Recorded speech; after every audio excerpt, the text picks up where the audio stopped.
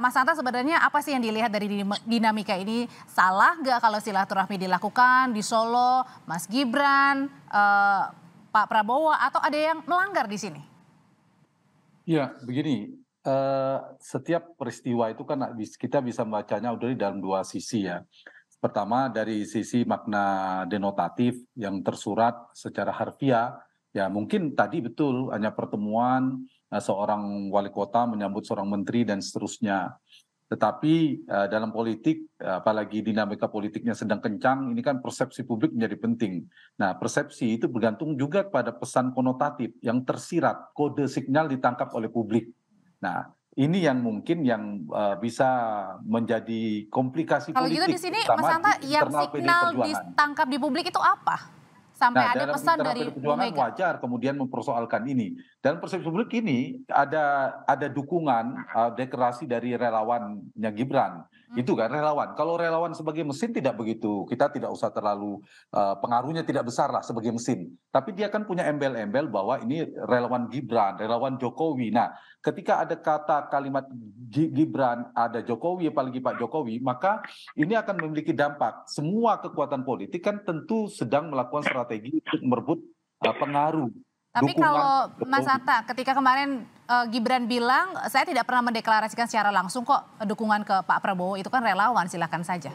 Ya, yang tadi saya bilang, kalau tersurat udah selesai, tidak. Tapi kan ada yang tersirat ditangkap oleh publik, itu memang bisa dibaca dua hal. Ini seperti Pak Jokowi membiarkan anak-anaknya untuk mandiri, bebas dan seterusnya. Kalau itu dilakukan, ya nasihat dari Bang Pandama Baban menjadi tepat. Atau yang kedua, bisa juga, ini saya hanya menduga, ya memang ini sepengetahuan, memang pesan yang hendak dikirim, kita tidak tahu, Oke. merepresentasikan apa sikap politik Pak Jokowi. Tapi poin saya, dalam kondisi dinamika politik semacam ini, Audrey, memang sama-sama semua ya, termasuk Anies, Ganjar, Pak Prabowo, dan Pak Anies, itu juga berebut pengaruh Pak Jokowi, terutama Pak Prabowo dan Pak Ganjar. Kenapa? Karena kita ada dua hal. Basis Pak Jokowi di 2019 itu kan sekitar 55-56%. Yang kedua, approval rating beliau sekitar 70-28%. Nah, ini kan potensial ini kemana? Nah, kalau misalnya ini dilakukan, publik akan menangkap, ini persepsi ya, bahwa dukungan Pak Jokowi belum sepenuh hati atau setengah hati untuk mengganti kata setengah hati Oke, terhadap Pak Ganjar yang sudah diputuskan oleh teman baik. separtainya. Tetapi ternyata masih ada dalam persepsi publik kita lihat banyak relawan-relawannya juga mendukung Pak Prabowo yang kita tahu Dan juga akhirnya teman membuat bingung dekat. ya. Ya, Oke, teman dekatnya Pak Jokowi, menterinya, dan dianggap loyal dan seterusnya. oke, Nah, ini saya kira saya melihat dari sisi persepsi publik ya, dari persepsi publik oke. memang tanda petik Sebentar, tahan memperbaiki. dulu Mas Hanta Cuma sampai ini dengan ada persepsi. ada ini ya catatannya Audrey. Pak Oke, Jokowi itu sejak awal kan pengen menggabungkan memang kalau saya baca dalam koalisi besar, menggabungkan dua kekuatan besar ini semuanya minus Nasdem, semua partai di dalam pemerintahan itu mungkin skenario terbaik bagi Pak Jokowi digabungkan atau capresnya antara Ganjar dan Pak Prabowo, Mas Ganjar Pak Prabowo digabungkan. oke. Tetapi kan mereka punya sikap politik masing-masing, kompetitif, elektabilitasnya punya potensi yang sama kuatnya, tidak ada yang mau Oke. mengalah. Nah, ini problemnya sekarang, ada potensi koalisi besar yang diinginkan itu sulit Oke.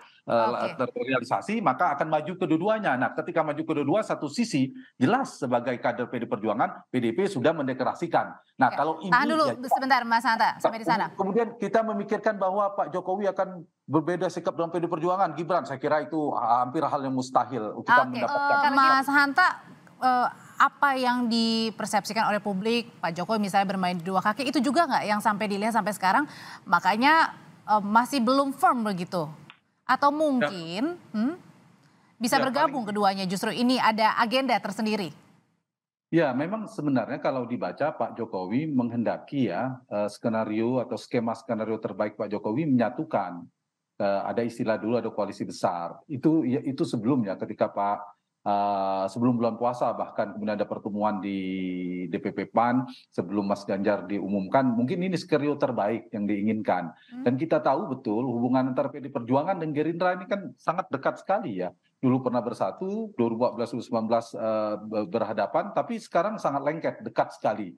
Nah, memang ketika belum berhasil membentuk koalisi besar, ini yang jadi mulai tersimpang lah, tanda petik ya. Tapi ini juga masih dinamis, Audrey. Menurut saya, sepanjang misalnya salah satu dari antara kedua ini sama-sama dinamis, elektabilitasnya stabil, berpeluang sama jadi capres, sulit menurut saya akan menjadi terbangun koalisi besar. Kecuali dua hal. Mungkin satu, misalnya ada salah satu dari antara Mas Ganjar dan Pak Prabowo itu mengalami kenaikan luar biasa, atau ada yang Oh, menurun luar biasa sehingga punya jarak yang karena ini jauh. masih head to head gitu ya maksudnya ya?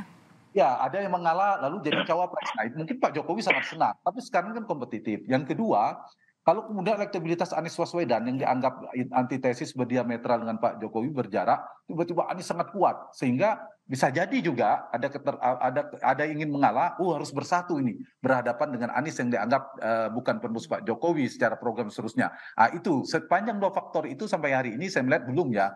Anies masih di stagnan di Oke.